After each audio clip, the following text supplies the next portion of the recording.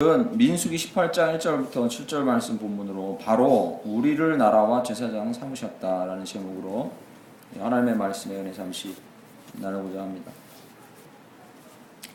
민수기로 다시 돌아왔습니다. 민수기 기억나시죠? 한 달 전인가 쯤에 민수기 말씀을 계속 나눴는데 갈라디아서 그리고 다른 본문으로 잠시 갔다가 이제 민수기 16장부터 새벽 기도회 때 지난 며칠 전부터 나누고 있습니다. 오늘 18장 말씀은 제사장에 대한 이야기를 쓰고 있고 레위인의 직무에 대해서 쓰고 있는데 이 이야기는 18장 끝까지 계속 이어집니다. 다양한 이야기들을 쓰고 있습니다. 제사장과 레위인에 대해서. 그런데 이 제사장과 레위인에 대한 이야기는 모세오경의 다른 부분에도 계속 반복돼서 나오는 건데 오늘 다시 18장에 제사장과 아론 그리고 레위인들의 이야기를 꺼내는 이유는 타겟이 있습니다. 이야기를 여기다 끄집어내 놓은 이유는 17장 13절 말씀 때문에 끄집어 내놓은 것입니다. 17장 13절 보시죠. 12절부터 보시면 이스라엘 자손이 모세에게 말하여 이르되 보소서 우리는 죽게 되었나이다 망하게 되었나이다 다 망하게 되었나이다 가까이 나아가는 자 곧 여호와의 성막에 가까이 나아가는 자마다 다 죽사오니 우리가 다 망하여야 하리이까 이렇게 얘기합니다. 말하자면 이 말씀에 대한 대답으로 하나님께서 18장 이야기를 여기다 꺼내놓으신 겁니다. 이 이야기의 배경이 긴데 잠깐만 짧게 말씀드리면 지난 새벽에 한 주 동안 나눈 말씀인데 이 17장 12절 13절을 말하고 있는 자들은 누구냐면 이스라엘 백성들 전체입니다. 그런데 왜 이들이 우리 죽게 됐습니다. 망하게 됐습니다. 성막에 가까이 가면 다 죽게 되었는데 우리가 이렇게 끝장나야 합니까? 무슨 배경에서 이 이야기를 하냐면 16장 17장에 보면요. 모세와 아론을 대항해서 고라와 아비람, 다단이라는 지도자들이 반역을 일으킵니다. 여러분 혹시 들으셨는지 모르겠습니다. 성경을 읽으시다가 그런데 그 고라와 아비람과 다단은 뭐라고 반역을 일으키냐면 하나님이 아론과 모세하고만 말씀하셨냐? 우리도 지도자인데 왜 저들만 받들어 섬기냐? 반역을 일으킵니다. 그래서 고라와 아비람, 다단 어떻게 됩니까? 땅이 꺼져서 요즘 말로 하면 싱크홀이 생기는데 싱크홀이 작은 게 아니라 한 수백 수십 메타짜리 싱크홀이 생겼나 봐요. 그 밑으로 그 집과 그 가족들을 모두 다 집어삼킵니다. 땅이. 즉 하나님께서만이 하실 수 있는 방법으로 그 진노를 표현하셔가지고 그 무리를 완전히 없애버립니다. 그리고 고란과 다담과 아비람의 무리를 따르던 이 백수십 명의 사람들이 불에 타 죽습니다. 끔찍한 일이죠.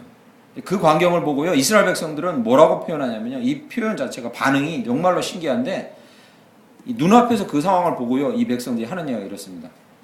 모세와 아론을 비난합니다. 너희들 때문에 저자들이 죽었다 이렇게 얘기합니다.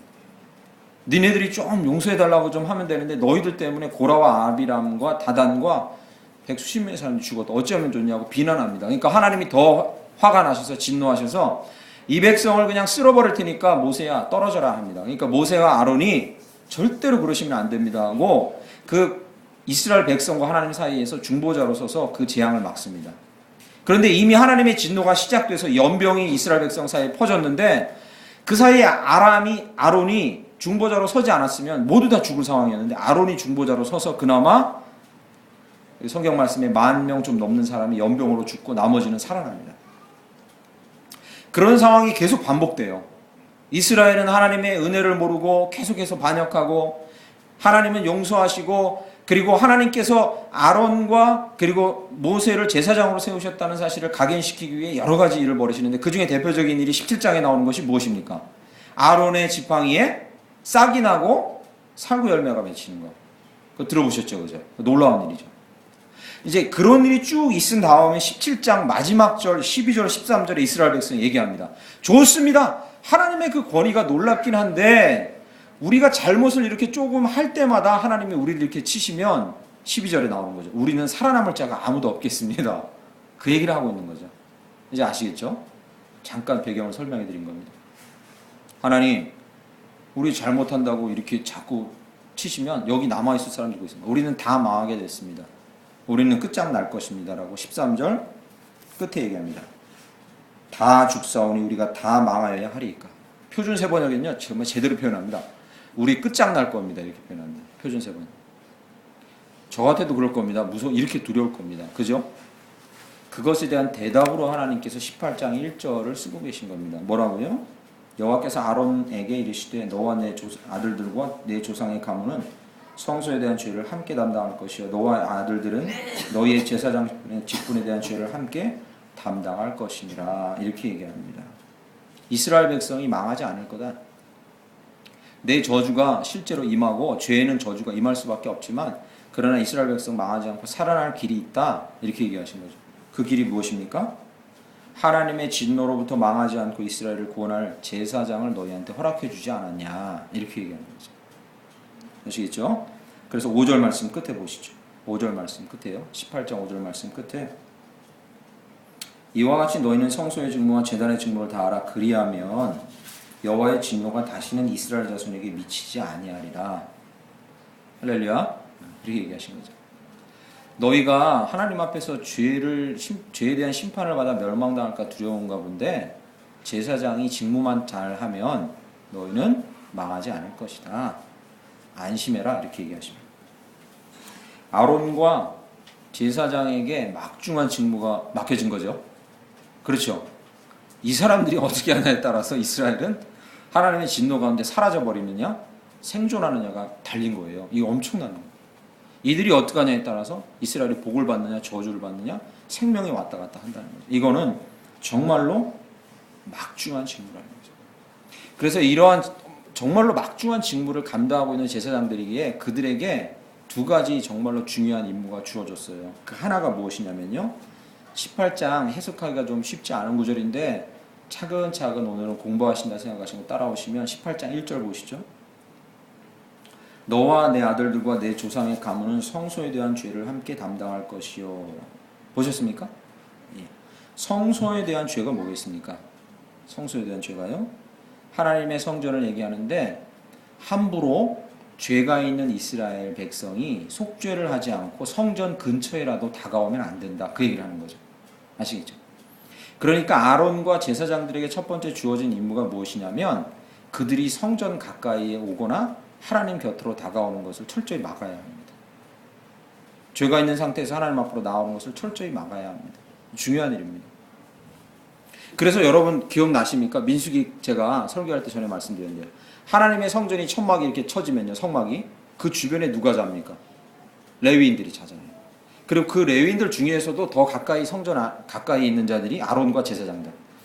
그래서 철저하게 성막으로 가까이 오지 못하게 하고 그 주변의 백성들이 있잖아요. 이거 잘 못하면 이스라엘은 오다가 바로 죽어버리는 거죠. 이 일을 잘해야 됩니다. 첫 번째. 아시겠죠? 두 번째는 무엇이냐면요. 18장 1절 후반부 보시죠. 후반부에. 너와 내 아들들은 너희의 제사장 직분에 대한 죄를 함께 담당할 것이라. 여기 제사장 직분에 대한 죄 나오죠? 예. 제사장 직분에 대한 죄가 뭐겠습니까? 이 성소에 대한 죄는요. 죄가 있는 백성이 함부로 하나님 앞에 나오는 거예요. 그게 성소에 대한 죄인데 제사장 직분에 대한 죄는 뭐겠습니까? 제사장이 마땅히 자기를 먼저 깨끗하게 하고 제사 자리에 나가야 되는데 그렇게 하지 못하는 거 얘기하는 겁니다. 아시겠죠? 예. 이스라엘 백성의 죄를 대신해서 그 죄를 속죄하려고 제사장들이 하나님 앞으로 나아가는데 자기가 우선 깨끗하지 못하고 나아가면요. 제사장도 죽습니다. 그러니까 여기 18장 후반부에 1절 후반부에 제사장 직분에 대한 죄는 뭐냐면 자기를 먼저 계속 깨끗하게 해야 돼요. 그래서 제사장들이 이스라엘 백성이 하나님의 진노로 죽지 않게 하기 위해서 두 가지를 항상 하고 있어야 돼요. 첫째는 무엇입니까? 자기를 깨끗하게 해야 돼요. 그러니까 제사장들은요. 목욕하기 바빴습니다. 성경 한 구절 쓰다가도 하나님 이름 나오면 목욕해야 되고 마음에 죄가 걸리는 게 있으면 또 목욕해요. 하나님 앞에 나와서 속죄해야 되고 제사 드려야 되고 거의 일생이 그냥 제사 드리는 삶이었죠. 두 번째는 뭡니까? 이스라엘 백성이 성전에 함부로 접근하지 못하도록 막아야 됐다는 거죠. 아시겠죠? 2절부터 4절 사이에 자세히 설명드리면 너무 길어서 간단하게만 말씀드리면 2절부터 4절 사이에 이 제사장 직분을 감당하는 아론과 제사장 말고 레위 지파 얘기가 나옵니다. 그게 2절과 4절 사이인데 이 레위 지파는 뭘 하는 겁니까? 제사장이 제사 드릴 때 그 뒤에서 도와주는 겁니다. 도와주는데 잘 들으십시오. 심지어 이 레위 지파인들도 하나님의 성전 근처에 오다가 죽을까 두려우니 이들도 오지 못하게 해서 이들도 올 수 있는 영역이 한계가 있습니다. 오지 못하게 해서 이들의 죽음까지도 막아야 한다. 그것이 제사장이 하는 일입니다. 4절 말씀 보시죠. 레위는 너와 합동하여 장막의 모든 일과 회막의 직무를 다할 것이요 다른 사람은 너에게 가까이 하지 못할 것이라. 레위인이 돕죠. 3절로 올라가 보시죠. 레위는 내 직무와 장막의 모든 직무를 지키려니와 성소의 기후와 제단에는 가까이 하지 못하리니 두렵건대 그들과 너희가 죽을까 하노라. 써 있습니다. 정리하면 이렇습니다. 제사장은요 이스라엘 백성의 죄를 위해서 속지 않은 일을 위해 계속 하는데 두 가지를 항상 하고 있어야 돼요. 자기를 깨끗하게 하고, 두 번째요 성소와 성전 안에 누구든지 접근하지 못하도록 차단하는 두 가지 역할을 하고 있다는 거죠. 이 일을 잘 못하면 어떻게 됩니까? 이스라엘은 망합니다. 이 일을 잘하면요 이스라엘은 생존하게 되는 거죠. 정말 두렵고 떨리고 엄청난 직무죠. 그렇지 않습니까? 이들이 어떻게 하냐에 달려 있는 것입니다. 그러면 여쭙겠습니다.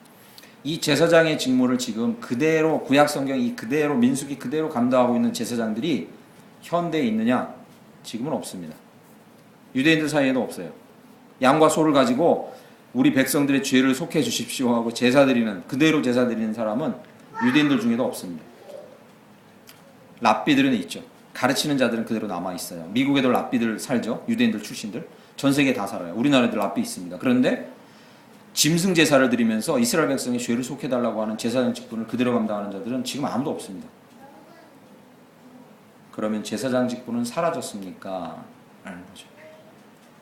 이 사라질 직분을 하나님께서 이렇게 중요하게 설명을 해두신 겁니까? 그건 아닐 겁니다. 그렇죠? 과연 지금 이 시대의 제사장들은 존재하는가라는 거죠.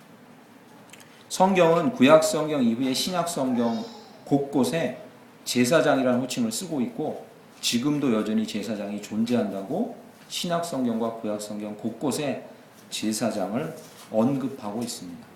제사장은 사라진 계급이 아니고 사라진 직임이 아니라 사라진 임무가 아니라 지금 존재한다는 거죠. 누구에게요? 그 얘기를 오늘 잠깐 나누려고 합니다. 첫 번째, 목사는 아닙니다. 분명히 말씀드리지만 목사는 아닙니다. 제사장이나 레위인 계급이 목사라고 하는 인식이 오랫동안 있었는데 그러나 제사장이나 레위인들이 목사, 이 시대의 목사로서 존재하는 게 아닙니다. 그것을 꼭 기억해야 합니다. 그것은 말도 안 되는 얘기죠. 저도 어릴 때 그렇게 배워왔습니다. 그러나 그것은 말이 안 되는 이야기입니다. 왜 말이 안 되는지 잠시 설명해 보면 구약시대 이 제사장을 영어로 뭐라고 표현하냐면 브리치라고 표현합니다. 브리치. 들어보셨죠? 구약시대 제사장은 브리치입니다. 브리치가 무엇입니까? 다리. 연결하는 다리. 왜 제사장을 브리치라고 표현하냐면요. 구약시대에 제사장이 없이는 아무도 단 한 사람도 하나님 앞에 나갈 수 없기 때문에 브리치예요. 연결해주는 다리인 거죠. 왜 이스라엘 백성이 하나님 앞에 나갈 수 없었습니까? 문제가 뭐였죠? 죄. 단 하나 이유 그거였어요. 죄 때문에 나갈 수 없었고 그 죄의 문제를 해결해줘서 다리를 놓아주는 역할을 하는 자가 누구요? 제사장이었던 거죠.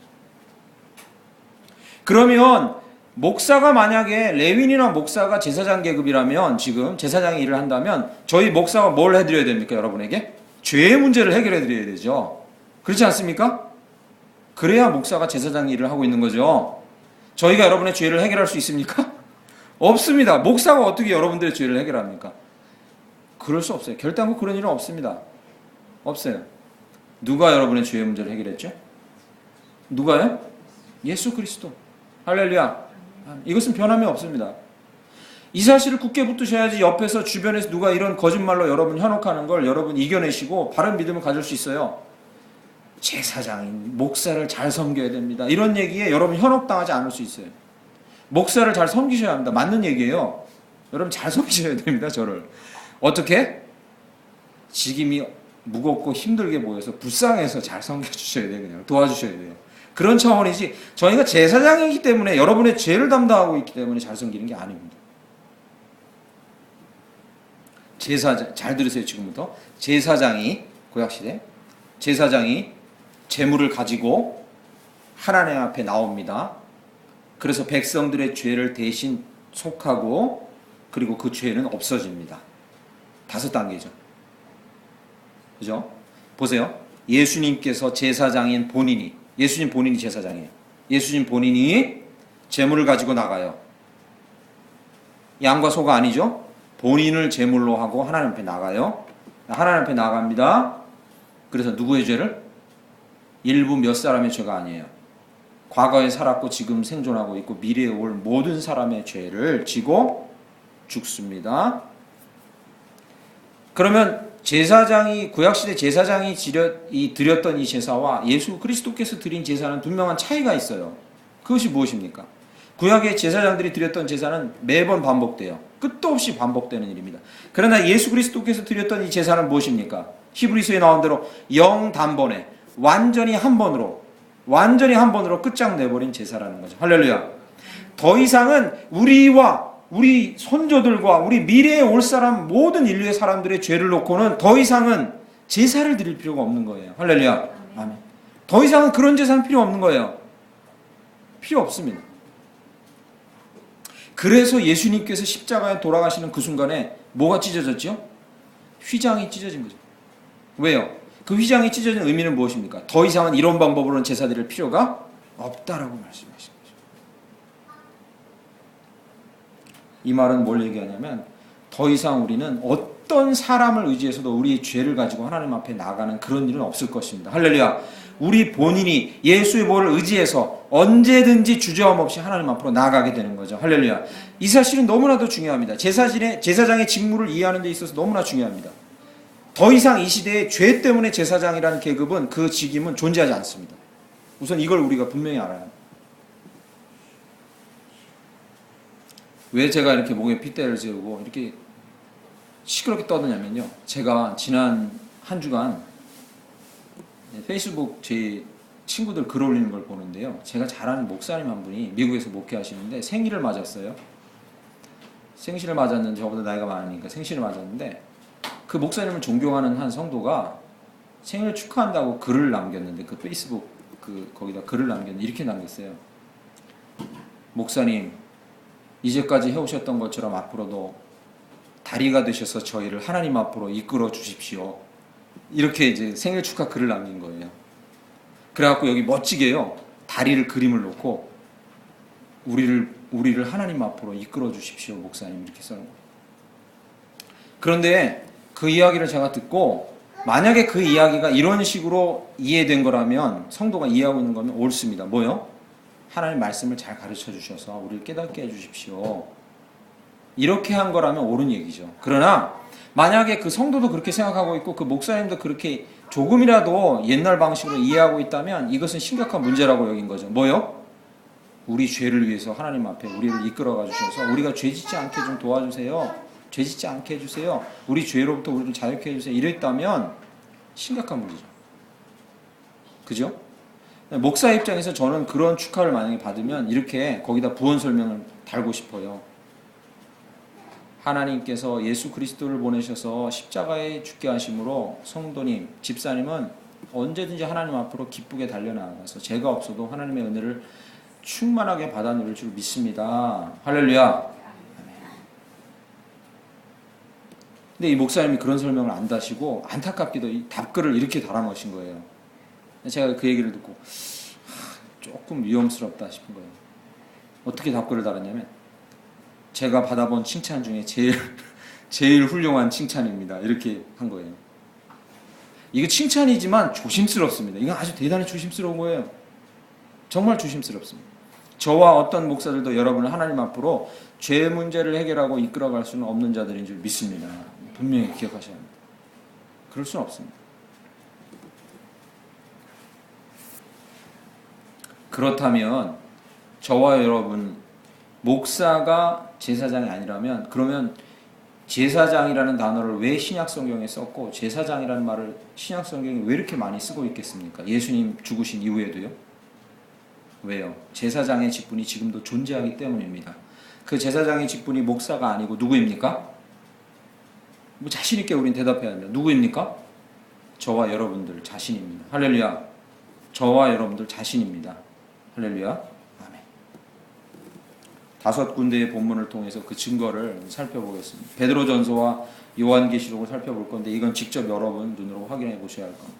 베드로전서 말씀을 한번 펴보시면 좋겠습니다.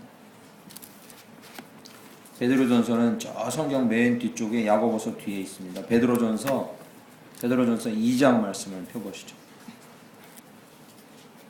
베드로전서 2장 말씀 펴보시죠.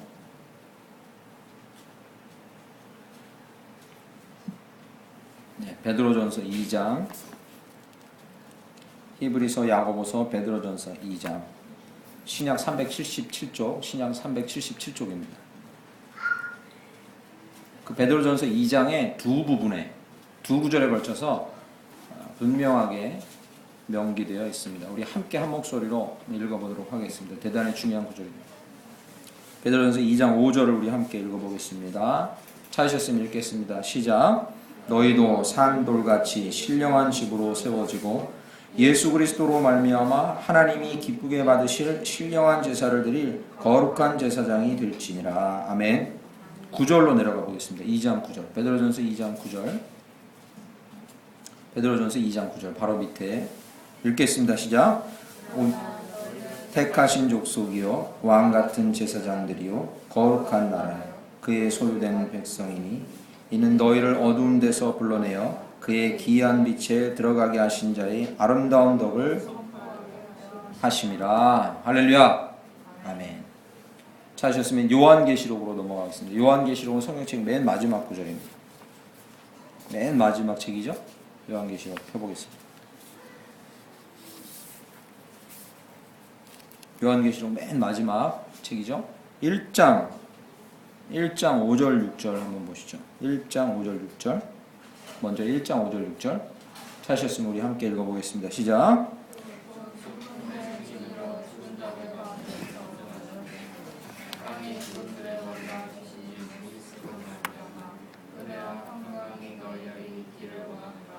우리를 사랑하사 그의 피로 우리 죄에서 우리를 해방하시고 그의 아버지 하나님을 위하여 우리를 나라와 제사장으로 삼으신 그에게 영광과 능력이 세세토록 있기를 원하노라. 아멘. 또 한 구절 보겠습니다. 두 구절만 더 보면 됩니다. 5장 10절로 가보시죠. 요한계시록 5장 10절. 5장 10절이요. 뒤로 3장 넘기시면 5장 10절 나옵니다. 보시죠.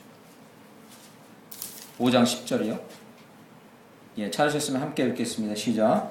그들로 우리 하나님 앞에서 나라와 제사장들을 삼으셨으니 그들이 땅에서 왕 노릇하리로다. 아멘. 마지막으로 한 구절 보겠습니다. 요한계시록 20장. 요한계시록 20장 6절 말씀. 요한계시록 20장 6절 말씀 보겠습니다. 찾으셨으면 한 목소리 읽어보겠습니다. 20장 6절 시작. 이 첫째 부활에 참여하는 자들은 복이 있고 거룩하도다. 둘째 사망이 그들을 다스리는 권세가 없고 도리어 그들이 하나님과 그리스도의 제사장이 되어 1000년 동안 그리스도와 더불어 왕 노릇하리라. 아멘. 베드로전서의 2구절, 요한계시록의 3구절을 찾아보았습니다. 여러분 성경에 빨간색으로 분명하게 잘 칠해두시고 여러분 기억하십시오. 베드로전서는 얘기합니다. 우리가 신령한 제사를 드릴 거룩한 제사장이 될지니라. 할렐루야. 우리 모두에게 얘기하는 것입니다. 2장 9절에는요. 아름다운 덕을 선포하게 하기 위해 우리를 제사장으로 세우셨다. 요한계시록에는요. 너희를 나라와 제사장 삼았다. 나라와 제사장 삼았다.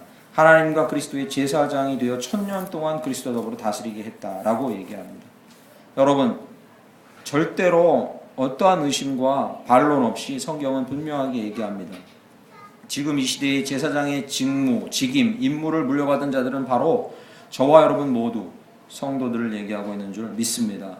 거듭거듭 말씀드려도 자꾸 오해들이 생겨서 계속 말씀드리는 거지만 우리들 모두가 제사장이라. 여러분은 거룩하고 고귀한 직분들을 감당할 자들이고 그렇게 부름받은 자들인 줄 믿습니다. 그런데 기억하십시오. 방금 말씀드린 대로요. 우리 제사장이네요. 그러면요. 분명하게 먼저 기억하실 게 우리가 맡아야 될 직임이 있을 거지 않습니까? 그죠? 제사장이니까. 그 중에서 필요 없고 빠져있는 직임은 무엇입니까? 죄를 대속하는 것. 그건 우리가 할 일이 아닙니다. 구약시대 제사장들처럼 죄를 대속하는 건 우리가 할 일이 아니에요. 그러면요. 여러분 궁금하지 않으십니까? 죄를 대속하는 구약시대 제사장이 직무를 하지 않는데 우리를 뭐하러 제사장 삼으셨습니까? 우리 왜 제사장 삼으셨습니까? 그게 문제인 거죠. 우리가 제사장이라는데 제사장으로 우리가 뭐 하는 겁니까? 그럼 그게 문제인 거죠. 죄 문제가 해결됐는데 다른 종류의 제사를 드리는 거예요. 오늘 방금 읽은 베드로전서 2장 5절 말씀을 보면 너희는 신령한 제사를 드릴 거룩한 제사장이 될지니라. 이 신령한 제사가 뭔가 하는 거죠. 오늘 본문 말씀 찾아보는 데가 여러 군데인데 계속 찾으면 힘드시니까 지금 불러드리는 성경 구절은 적어만 놓으시고 나중에 시간 되시면 찾아보십시오. 저와 여러분이 거룩한 제사장으로 드릴 신령한 제사가 무엇인가? 성경 말씀은 분명하게 지적하고 있습니다. 로마서 12장 1절 말씀은 이렇게 얘기합니다. 메모해 두시고 나중에 자세히 찾아보세요. 제가 읽어드립니다. 로마서 12장 1절은 이렇게 얘기합니다. 너희 몸을 하나님이 기뻐하시는 거룩한 산 제사로 드리라. 할렐루야. 아멘. 여러분이 제사장으로 첫 번째 드릴 제사가 무엇입니까? 몸을 드리는 겁니다. 몸을. 목사님, 몸을 드리는 게 뭐예요? 어렵지 않습니다. 여러분이 주님이 필요하다고 하는 일에 여러분 몸, 즉 생명까지 모두 내어드리는 거 말하는 겁니다. 여러분 일상에서 열심히 행하는 거, 그 제사장의 직무인 거죠. 아시겠죠? 여러분을 부른 자리에서 가정에서 열심히 하는 거, 제사장의 직무를 하는 겁니다. 아주 중요한 구절이죠. 빌립보서 4장 18절은 뭐라고 얘기하냐? 빌립보서 4장 18절은 이렇게 얘기합니다. 에바브로 디도 편에 너희의 준 것을 받음으로. 이게 뭐냐면요, 에바브로 디도 편에 너희가 헌금한 것을 내가 잘 받았다, 그 얘기입니다. 내가 풍족하니 이는 받으실 만한 향기로운 제물이요 하나님을 기쁘시게 한 것이라. 할렐루야. 아멘. 여기 받으실 만한 향기로운 제물이래요. 제사 드린 거죠. 그죠? 제사장으로 제사 드린 거죠. 뭘 제사라고 얘기하고 있는 거예요? 여러분이 하나님 앞에 드리는 헌금 하나하나도, 구제한 거 하나하나도 여러분 제사장으로 행한 일이라는 거죠. 이게 제사예요. 우리가 드릴 제사. 여러분 행하고 계시죠? 우리가 드릴 제사예요. 히브리서 13장 16절은 이렇게 얘기합니다. 히브리서 13장 16절은 이렇게 얘기합니다. 서로 나눠주기를 잊지 말라. 이 같은 제사는 하나님이 기뻐하시느니라. 할렐루야. 서로 나눠주기를 잊지 말라. 이 같은 제사는 하나님이 기뻐하시느니라. 이걸 제사라고 지적해요. 너희가 드릴 제사장으로 드릴 제사다. 뭐요? 서로 나눠주는. 여기 앉아 계신 분은요, 훌륭한 제사장들이에요. 왜요? 예배 드리러 올 때 뭘 갖고 와. 이거 좀 나눠 드셔보셔요. 이게 제사라는 거죠. 꼭 교회만 갖고 오는 게 아니라 여러분 주변에 있는 이웃들에게 이거 좀 드셔보세요. 제사라는 거예요. 제사장으로 여러분 제사를 드리고 있다는 거예요. 신령한 제사. 히브리서 13장 15절은 이렇게 얘기합니다. 이거 우리가 잘 아는 구절이에요. 히브리서 13장 15절. 이러므로 우리가 예수로 말미암아 항상 찬미의 제사를 하나님께 드리자. 여러분 아시는 구절이죠, 그죠? 찬미의 제사를 하나님께 드리자. 이는 그 이름을 증거하는 입술의 열매니라. 할렐루야. 뭐가 제사예요? 찬미, 찬양하는 것. 여러분이 예배 시간에 입술을 열어 하나님께 찬양하고, 여러분 고독하고 혼자 있을 때 하나님을 의지하고 찬양하고, 많은 사람들 가운데에서 하나님을 찬양하고, 입술의 찬미는 제사예요. 놀라운 거죠. 야, 이게 무슨 제사일까 하지만 이게 다 제사라. 우리가 제사장으로 드려야 될 진짜 제사는 이런 거라는 거죠. 이런 거라는 거죠. 히브리서 13장 16절 아까 얘기했던 언급했던 9절 거기에 또 이런 얘기가 나옵니다. 선을 행함을 잊지 말라. 이 같은 제사는 하나님이 기뻐하시니라. 아멘. 여러분이 누구를 향해서든지 불신자를 향해서 상관없어요. 여기 있는 지체들 성도를 위해서든지 불신자를 향해서든지 그들을 향해 선을 베푸는 것은 이것은 제사라. 여러분, 우리 이렇게 배워왔어요. 이렇게 들어왔어요. 목사님이 대속하는 건 아니구나. 그러면요, 거룩한 제사가 뭘까? 예배 자리에 나와서 아름답고 그리고 경건한 모습으로 예배 드리는 게 제사구나. 그렇게만 생각해왔어요. 성경은 좀 더 폭넓게 제사를 얘기해요. 제사장으로서 우리가 진짜 드려야 될 제사는 뭐냐면요, 몸을 드리고 인생을 드리고 사명 자리에서 그 사명에 충실하고 우리의 물질을 돕는 데 쓰고 불신자들과 믿는 자를 향해 선을 베풀고 찬미를 드리는 게 다 제사라는 거예요. 여러분 아시는 걸, 이거 다 아시는 걸 거예요. 정리만 해놓은 거죠, 제가. 제사는 엄청나게 폭이 넓어요.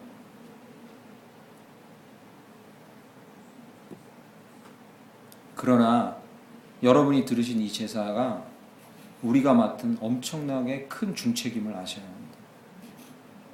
왜요? 여러분 아까 민수기 18장이에요. 구약시대 제사장들이 제사를 제대로 드리지 못하면 이스라엘 백성이 어떤 일이 일어납니까? 살 수가 없고 망하고 저주받아요. 제사의 방법은 바뀌었지만 우리가 맡은 직임은 똑같아요. 우리가 만약에 이 제사장의 직임을 잘 못하면요, 세상이 하나님 앞에 진노를 피할 수 없고 복을 누리지 못하고 저주를 받아요. 그래서 아까 읽은 말씀 요한계시록 1장 5절 6절, 계시록 5장 10절에 너희를 제사장 세웠다라고 안 하고 그 앞에 뭐 하나 단어를 붙였어요. 혹시 기억나십니까? 너희를 나라와 제사장 삼았다 이렇게 얘기해요.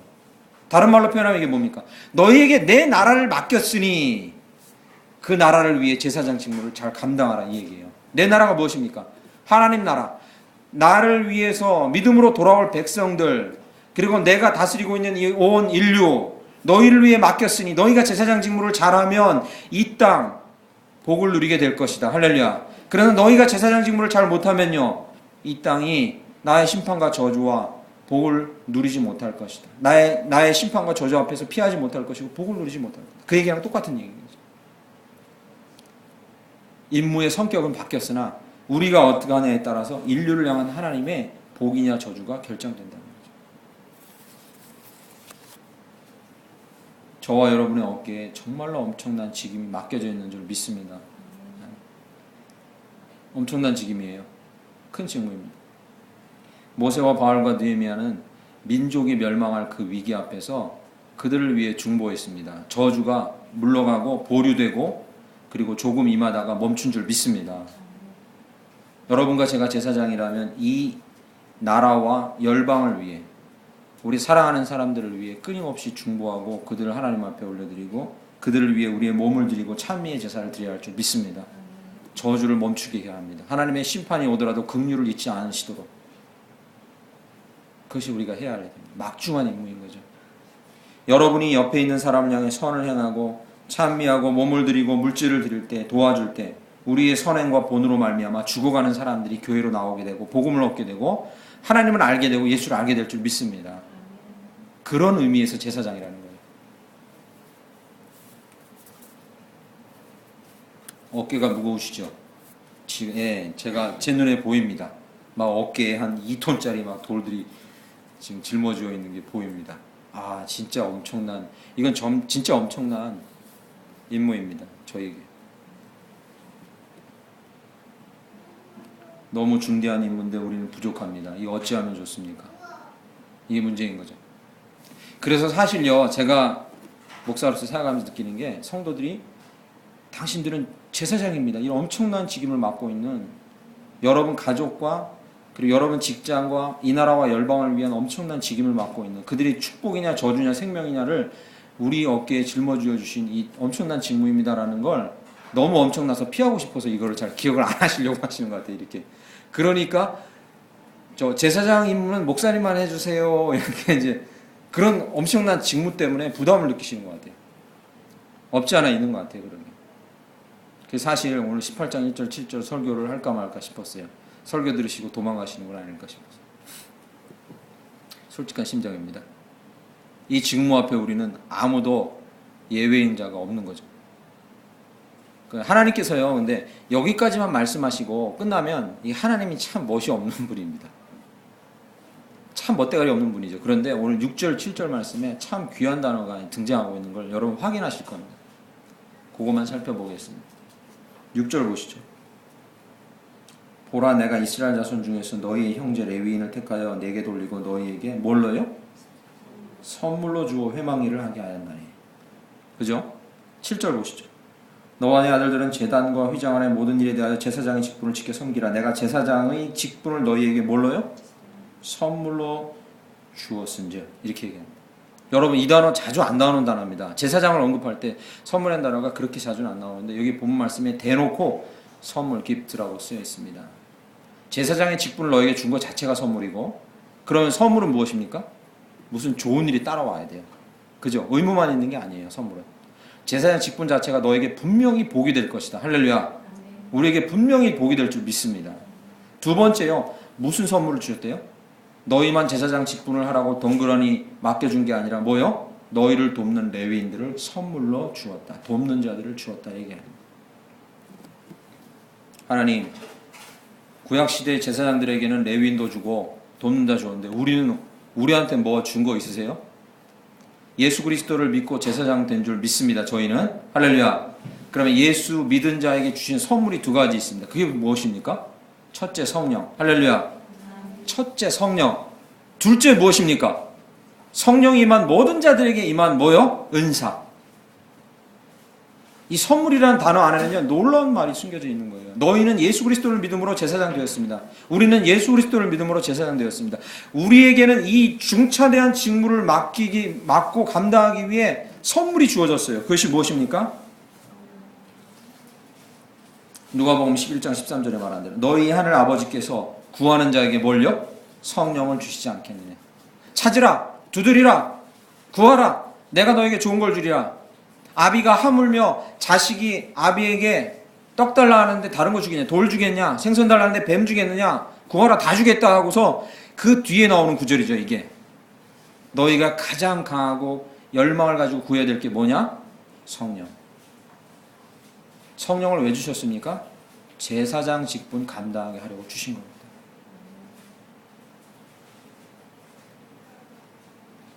베드로전서 4장 10절은 이렇게 얘기합니다. 각각 은사를 받은 대로 하나님의 여러 가지 은혜를 맡은 선한 청지기같이 서로 봉사하라. 제사장 직분 감당하려면 뭐요? 은사를 받고 해야 한다는 거죠. 은사를 가지고 해야 한다는 거죠. 고린도전서 12장 31절에 얘기합니다. 너희는 더욱 큰 은사를 사모하라. 제사장 직분 감당하려면 큰 은사가 있어야 돼요. 이게 뭡니까? 사랑의 은사 얘기하는 거죠. 그죠? 로마서 1장 11절은 얘기합니다. 내가 너희 보기를 간절히 원하는 것은 어떤 신령한 은사를 너희에게 나누어 주어 서로 견고하게 하려 함이라.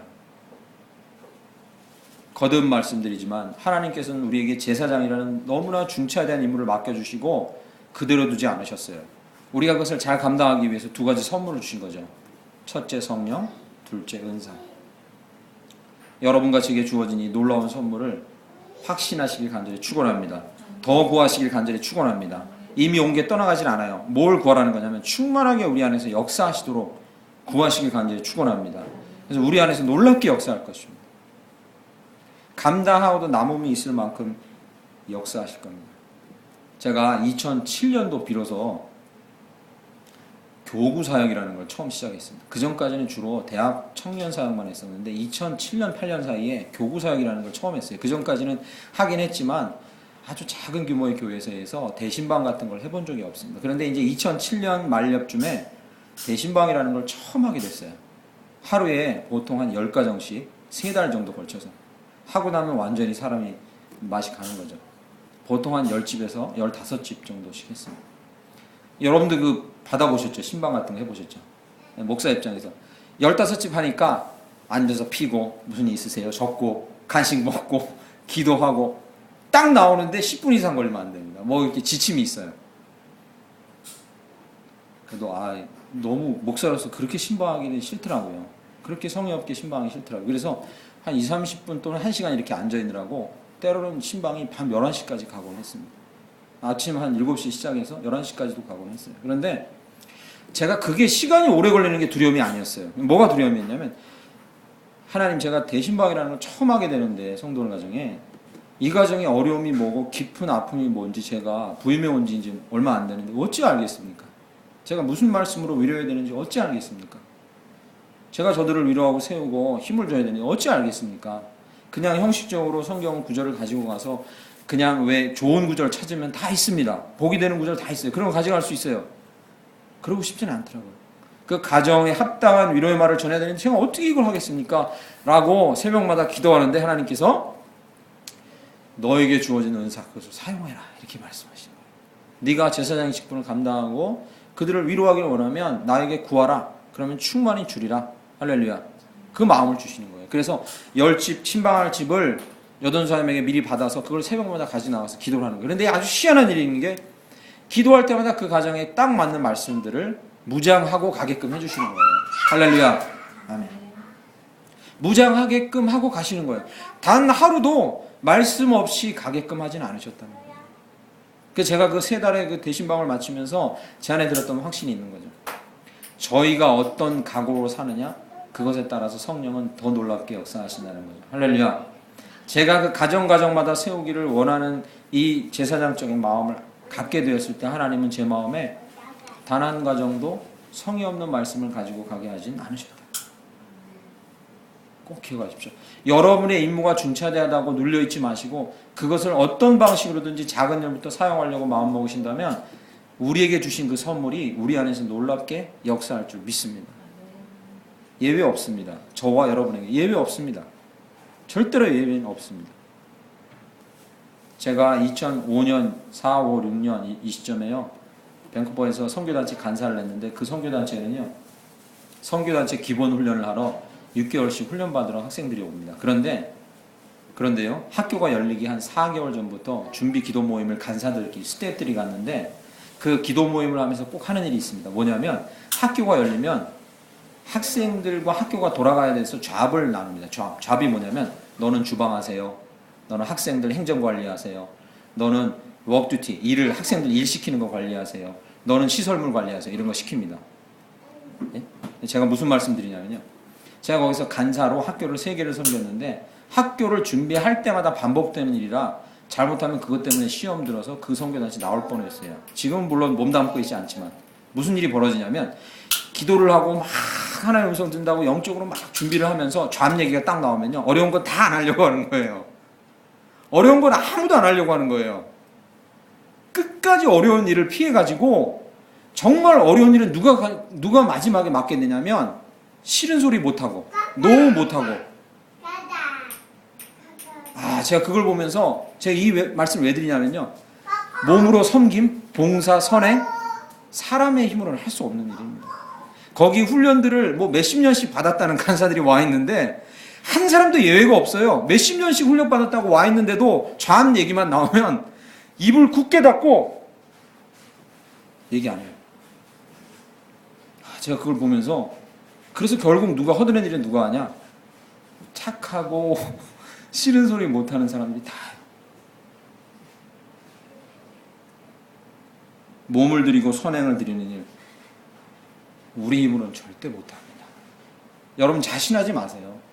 절대로 우리 힘으로는 이거 못합니다. 제사장 직분 이거 우리 힘으로는 절대 감당할 수가 없어요. 원래 선천적으로 저는 착해서 해요? 말도 안 되는 얘기 그렇게는 할 수가 없어요. 원래 저는 남을 잘 도와요. 말도 안 됩니다. 어느 순간에 가면 할 수 없어요. 절대로 할 수 없습니다. 기질로는 할 수 없어요. 자기 갖고 있는 좋은 기질로는 할 수 없어요. 돈이 많다 할 수 없어요. 절대로 할 수 없는 일입니다. 내가 평소에 찬송을 잘해요. 할 수 없어요. 정말 절박하고 답답할 때는 찬송도 안 나와요. 할 수 없어요. 할 수 없습니다. 절대로 자신하지 마십시오. 그때 제가 뼈저리 느낀 게 있습니다. 제사장으로 찬미의 제사 몸을 드리고 선행하는 거 성령님 도와주시지 않는다면 할 수 없는 일이고요. 이제 말씀을 맺겠습니다. 시간이 가네요. 바로 다른 사람이 아니라 우리를 나라와 제사장 삼으신 줄 믿습니다. 우리에게 그 엄청난 나라를 맡기시고 우리에게 제사장을 삼아주셨어요. 여러분 한 분 한 분이 정말로 귀한 제사장들입니다. 그리고 이 직임을 감당하려면 다른 방법이 없습니다. 이 여러 가지 일들요. 여러분의 몸을 드려야 되고 선행을 드려야 되고 물질을 드려야 되고 헌신을 드려야 되고 찬미를 항상 드려야 되는데 다른 방법이 없습니다. 어떤 방법이요? 성령으로 은사로 감당하시는 방법밖에 없는 줄 믿습니다. 아멘. 아멘. 저는 꿈꿉니다. 그래서 성경에 이런 이야기들 나오잖아요. 저는 꿈꿉니다. 이런 이야기 나옵니다. 한 사람이 10사람을 100이 만을 감당하고 10사람이 1000을 감당하고 이런 얘기 나오죠. 이게 오직 가능한 일입니까? 저는 꿈꿉니다. 저희 교회 한 명의 성도가 여기서 신앙생활 한 명 하는 성도가 다른 교회 100명이나 1000명보다 더 앞서는 그런 자들이 될 것을 꿈꿉니다. 할렐루야. 아멘. 이것은 저와 여러분이 갖고 있는 기질이나 능력이나 은사로 이 돈이나 재물로 되는 게 아닙니다. 뭘로요? 여러분이 얼마나 성령을 의존하시느냐, 저와 여러분이 성령을 얼마나 붙들고 있느냐, 그걸로 감당할 수 있는 일인 줄 믿습니다. 제 눈에는 여러분이 100명으로 보이고 1000명으로 보입니다. 찬양하고 기도하면 찬양하실 때 하늘에 나는 새도 주 손길 돌보시네